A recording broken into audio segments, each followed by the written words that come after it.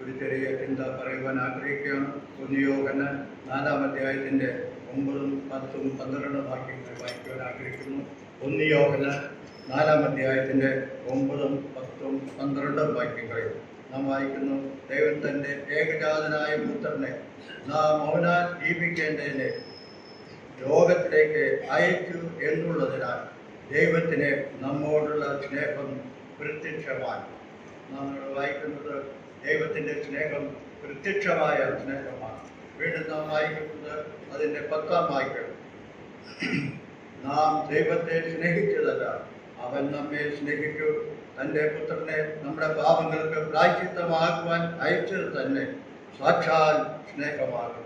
നമുക്ക് വേണ്ടി പ്രത്യക്ഷമായ സ്നേഹമാണ് നാം വായിച്ചത്.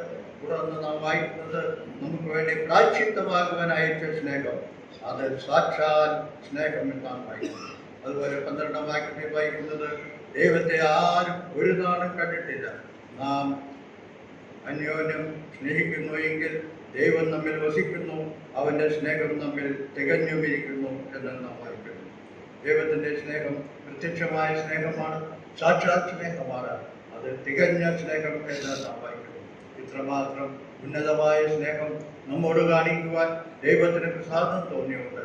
നമുക്ക് അവനെ സ്തുതിക്കാം, ആരാധിക്കാം. നാം വായിച്ചത് 10-ാം വാക്യത്തിൽ വായിക്കുന്നത് അവനെ തരുവാൻ, പ്രായശ്ചിത്തമാകുവാൻ തരുവാൻ സ്വന്തം പുത്രനെ ആദരയാണ് നൽകിയത് മാത്രമല്ല, നമുക്ക് വേണ്ടി പ്രത്യക്ഷമായത് മാത്രമല്ല, നമുക്ക് വേണ്ടി പ്രായശ്ചിത്തമാകുവാൻ നൽകിയ സ്നേഹം. ഈ സ്നേഹത്തിന് മുമ്പാകെ നമ്മുടെ ഹൃദയങ്ങളെ താഴ്ത്തിക്കൊണ്ട് ദൈവത്തെ മഹത്വപ്പെടുത്താൻ ദൈവത്തിൻ്റെ നാമം മഹത്വപ്പെടുന്നതാണ്.